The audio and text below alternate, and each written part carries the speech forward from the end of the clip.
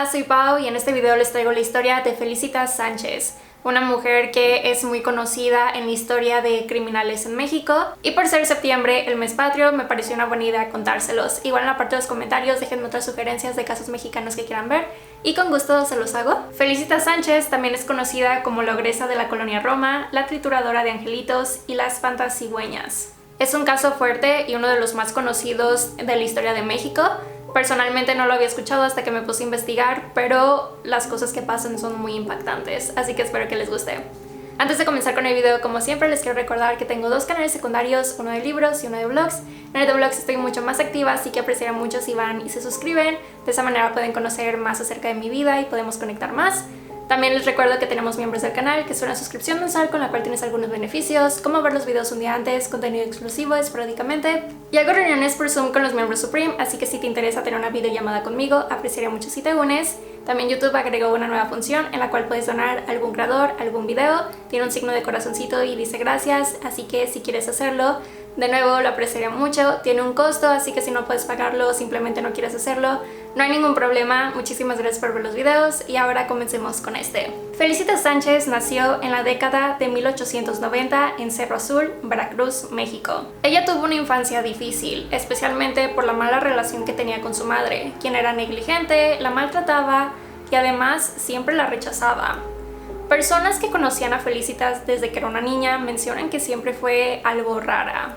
Incluso tenía algunos hobbies o pasatiempos raros cuando era niña. Le gustaba maltratar a animales, especialmente a perros y gatos, y también le gustaba quitarles la vida. Disfrutaba envenenarlos. Felicitas estudió enfermería y se casó con un hombre de su pueblo llamado Carlos Conde, a quien describen como un hombre inseguro, codependiente y muy sumiso. Lo contrario a Felicitas, quien era una mujer de carácter muy fuerte. Al poco tiempo después de su boda quedó embarazada y tuvo gemelas. Lamentablemente, ella y su esposo estaban pasando por un periodo económico bastante difícil. No tenían dinero para mantener a sus hijas, lo cual motivó a Felicitas a decirle a su esposo que tal vez sería buena idea deshacerse de las niñas y venderlas, porque le estaban ofreciendo mucho dinero por ellas. Su esposo accedió y de esa manera vendieron a sus dos hijas. Pero después de haberlo hecho, su esposo comenzó a arrepentirse y se sentía muy mal. Empezaron a tener bastantes discusiones porque Felicitas no se arrepentía de eso. Ella se sentía libre. Llegó a un punto en el cual las peleas eran tan constantes que decidieron separarse. Felicitas era buena en su trabajo como enfermera, pero no estaba ganando el dinero suficiente, no estaba satisfecha. Después de vender a sus hijas, se dio cuenta de la gran cantidad de dinero que podía estar haciendo. No estaba satisfecha con lo que ganaba de enfermera, así que vio la oportunidad y decidió aprovecharse de la situación. Comenzó a ser la intermediaria entre mujeres que querían hijos pero no podían tenerlos y las mujeres pobres que tenían hijos, pero no podían mantenerlos o simplemente no los querían. Felicitas estaba ganando mucho dinero con este nuevo negocio y en 1910 se mudó a Ciudad de México, donde continuó con la venta de niños, pero seguía trabajando en el área de medicina. Se convirtió en partera. El ser partera facilitaba muchísimo más su trabajo, porque así estaba en contacto con muchas mujeres embarazadas, a quienes las convencía de vender a sus bebés. Pero después se dio cuenta que habían otras mujeres las cuales estaban embarazadas pero no querían tener a sus hijos, pero tampoco querían venderlos. Lo que querían era interrumpir el embarazo. Ahí es cuando Felicitas ve otra oportunidad de negocio y comienza a realizar abortos de manera clandestina. Felicitas estuvo dedicándose a esos trabajos por más de 3 décadas. Ella vivía con otra mujer en la colonia Roma, una de las colonias más caras para vivir en la Ciudad de México. Vivían en un edificio de departamentos y todo parecía estar saliendo bien para ella. La mujer con la que vivía se la pasaba trabajando todo el día, por lo cual solo se veían en las noches y realmente no convivían, por lo que le daba la oportunidad perfecta de atender a sus pacientes en su hogar. Ganaba mucho dinero y su negocio iba creciendo. Atendía principalmente a mujeres ricas que no podían quedar embarazadas y trataban de conseguir un hijo o interrumpir su embarazo. Los vecinos comenzaron a sospechar porque seguido veían a mujeres de la alta sociedad entrando al departamento de Felicitas. Además sabían que algo raro estaba sucediendo dentro de ese departamento porque seguido se podía ver un humo color negro con un fuerte olor desagradable. En una ocasión, las autoridades detuvieron a Felicitas porque la descubrieron intentando vender a 2 bebés. Pero ella logró salir libre fácilmente después de pagar una pequeña multa y de amenazar a los oficiales. Les dijo que sí estaba vendiendo bebés, pero que no les convenía que se metieran con ella porque todos sus clientes eran personas de la alta sociedad y muchos eran políticos. Entonces, si la arrestaban, ella haría pública toda la información. Con el dinero de su negocio, después abrió una tienda cerca de su casa, a la cual llamó La Quebrada, donde vendía distintas cosas, pero además servía como una clínica clandestina, donde ella realizaba crímenes mucho más turbios. En esta tienda, ella guardaba a los niños que intentaba vender. Los dormía en el piso, era negligente con ellos, no les daba de comer y cuando les daba de comer le daba comida echada a perder. Y después a los bebés que no podía vender los estrangulaba o los envenenaba para después deshacerse de sus cuerpos. A veces era quemándolos y por eso los vecinos veían este humo negro, a veces era cortándolos y ponía los restos de su cuerpo en la basura y en las cañerías del local. Se dice que sus víctimas llegaron a ser más de 50 niños pequeños hasta el momento de su detención. Y ella estuvo haciendo esto por años, hasta que finalmente la descubrieron. En la mañana del 8 de abril de 1940, el dueño de una tienda de alimentos en la colonia Roma, en la Ciudad de México, el hombre llamado Francisco Páez, se dio cuenta que la cañería de su local estaba tapada, por lo cual llamó a un fontanero y a un albañil para que lo ayudaran a solucionarlo. Esta no era la primera vez que se tapaba la cañería de ese edificio, que por cierto era el mismo edificio donde vivía Felicitas.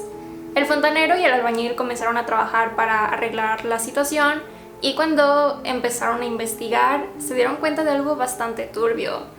La razón por la cual no funcionaban las cañerías ni las tuberías era porque había un gran tapón en las alcantarillas. Este tapón enorme era una mezcla de carne humana putrefacta, partes de cuerpo de niños y también gasas y algodones llenos de sangre. Además, después se encontraron en este mismo lugar, en esta misma alcantarilla, un cráneo de un niño. Cuando se descubrió esto, la policía comenzó a recibir pistas anónimas de personas culpando a Felicitas por estos crímenes. Como mencioné, los vecinos ya sospechaban de ella, además de que seguido se tapaban las alcantarillas de ese lugar. Así que conectaron las dos cosas y le dijeron a los oficiales que investigaran el departamento de Felicitas. Entonces los policías fueron a su departamento, tocaron la puerta, pero nadie se encontraba. Felicitas no estaba en su casa y la mujer con la que vivía siempre se la pasaba trabajando, así que tampoco estaba ahí. Por suerte sí se encontraba la mujer que era dueña del edificio, la que rentaba los departamentos y les dio las llaves del departamento de Felicitas para que pudieran entrar e investigar. Al principio, cuando los oficiales entraron al departamento, no les pareció nada raro ni fuera de lo común. Pero al entrar al cuarto de Felicitas sí encontraron cosas muy sospechosas. Felicitas tenía un altar con velas, agujas y ropa de bebé, un cráneo humano y muchas fotografías de niños, quienes se cree eran sus víctimas. Después la policía acudió a la tienda de Felicitas, donde encontraron aún más pruebas. Felicitas se enteró de que la estaban buscando y decidió huir en ese momento para evadir la justicia. Pero las autoridades encontraron a uno de sus cómplices, un hombre llamado Salvador Martínez Nieves, quien confesó haber ayudado a Felicitas en varias ocasiones a destapar las cañerías y tuberías, las cuales se encontraban llenas de restos de los bebés y de los fetos. Salvador accedió a trabajar con ella y ayudarla a deshacerse de los cuerpos, porque Felicitas le pagaba mucho dinero. Felicitas estaba planeando fugarse a Veracruz para evitar que la policía la encontrara. Por ese mismo día, los oficiales la detuvieron en la colonia Buenos Aires, en el centro de la Ciudad de México. La encontraron en un auto intentando escapar junto con un hombre quien era su amante llamado El Beto y su hija de 2 años. Arrestaron a Felicitas inmediatamente y sus primeras declaraciones a la policía fueron: efectivamente, atendí muchas veces a mujeres que llegaban a mi casa.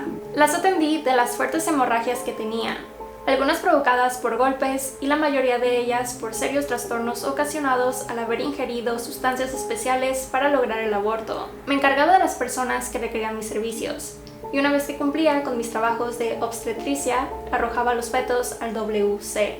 Dicen que Felicitas tenía ideas delirantes en donde creía que ella estaba haciendo el bien con sus crímenes. porque ayudaba a mujeres que no querían tener a sus hijos interrumpiendo el embarazo, o las ayudaba a conseguir hijos si es que no podían embarazarse, y al final todas ganaban. Después del descubrimiento del crimen, la mujer fue acusada y encarcelada. La pusieron en una celda aislada porque se consideraba que era una mujer peligrosa y podía herir a alguien más. Se menciona que el tiempo que estuvo en prisión vivió una regresión, donde se comportaba como una niña pequeña.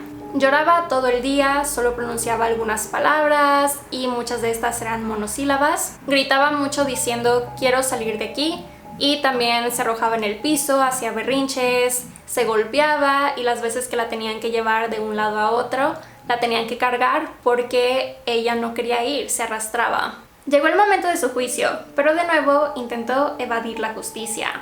Amenazó al juez diciéndole que revelaría toda la información que tenía sobre sus clientes, quienes la mayoría eran jovencitas ricas. Además, dijo que nombraría a todos los políticos y familiares de políticos que la habían ayudado con el tráfico de menores. El 26 de abril de 1941, Felicitas Sánchez fue procesada por los delitos de aborto, inhumación ilegal de restos humanos, delitos contra la salud pública y responsabilidad clínica y médica. No le pusieron cargos por los crímenes más severos por las amenazas que le hizo al juez, pero el juez le ordenó una fianza de 600 pesos mexicanos, que no encontré exacta la conversión a cuánto dinero sería de este momento, pero más o menos, para que nos demos una idea. En 1969, 500 pesos mexicanos eran 4.813.560 pesos actuales, que son aproximadamente $242,000. Entonces, mucho dinero. Pagó la fianza en mayo y al mes siguiente la dejaron en libertad. Solo pasó 3 meses en prisión. Muy poco tiempo considerando la gravedad de sus actos. Pero a pesar de estar libre, todo el mundo lo odiaba. Esa fue una de las noticias más impactantes del país. Estaba sufriendo mucho rechazo por parte de la sociedad. Y el 16 de junio de 1941, Felicitas se quitó la propia vida, utilizando un medicamento que se usa como anestesia en las cirugías. Escribió 3 cartas antes de morir, 2 para sus abogados y 1 para su amante. Personas se sorprendieron mucho al descubrir que no le dejó ninguna carta a su hija. Aquí quiero mencionar que no estoy 100% segura acerca de su hija. No sé si esa hija era hija del amante que tenía, o sea, si Felicitas y el amante tuvieron esa hija, o si era hija solamente del amante pero que Felicitas la adoptó, no estoy segura. Pero se dice que Felicitas odiaba la maternidad por el rechazo y maltrato que le impartía su madre. En estas cartas nunca mencionó arrepentimiento, dolor, tristeza o culpa por lo que hizo. No sé qué pasó con el padre de su hija, pero la pequeña lamentablemente pasó a la tutela del Estado. Fue llevada a un hospicio donde pasó toda su niñez hasta alcanzar la mayoría de edad, y cuando salió comenzó a vivir una vida bastante privada y no se sabe más sobre ella. Después de que el caso se hiciera público, personas también comenzaron a acusar a Felicita de realizar actos satánicos y de incluso ser bruja, aunque realmente la única prueba que tenían era su aspecto físico. Decían que tenía ojos saltones y cabello de bruja. También la critican mucho por su cuerpo, llamándola con distintos insultos por su peso. El periódico La Prensa escribió esto: "Parece bruja, con los ojos saltones, gorda, fea, más bien repugnante". O Periodismo de México. Aunque siendo justa, también hay una declaración que hizo Felicitas que está bastante fea, y aquí está. "Una mujer me dijo que había soñado que su hijo iba a nacer muy feo, que por favor le hiciera una operación para arrojarlo. En efecto, aquella criatura era un monstruo, tenía cara de animal. En lugar de ojos, unas cuencas espantosas, y en la cabeza una especie de cucurucho. A la hora de nacer, el niño no lloraba, sino bufaba. Le pedí al señor Roberto que lo echara al canal, y él amarró un alambre al cuello". Como se pueden dar cuenta, ella no sentía ningún remordimiento ni culpa por lo que hizo. Es un caso muy triste, muy injusto por la baja sentencia que le dieron, y siento mucha lástima por todos los niños y sus víctimas. También me parece sorprendente la gran cantidad de niños a quienes les quitó la vida y la manera tan fácil en la cual se deshacía de ellos sin importarle las consecuencias. En la parte de los comentarios, por favor, déjenme su opinión porque me encanta leerlos. Díganme qué les pareció todo el caso, si les gustarían más casos mexicanos o si son de algún otro país de Latinoamérica. Díganme de cuál país son y cuál caso les gustaría ver que sea de su país y con gusto lo puedo investigar. Si te gustó el video, por favor dale like. Si no has suscrito, debes suscribirte y activar la campanita de notificaciones para que te llegue notificación cada vez que suba un nuevo video. Si me quieres seguir en mis redes sociales, aquí está apareciendo mi Twitter mediocre, en el cual no publico nada interesante, pero si me quieres ir a seguir, eres bienvenido a hacerlo. Al igual que mi Instagram, donde definitivamente me tendrás que seguir, porque subo fotos bonitas y estoy mucho más activa en mis historias. Les recuerdo de mis canales de libros y de vlogs, aquí les voy a dejar un video de mi canal de vlogs. Los quiero muchísimo y nos vemos en el siguiente video. Bye!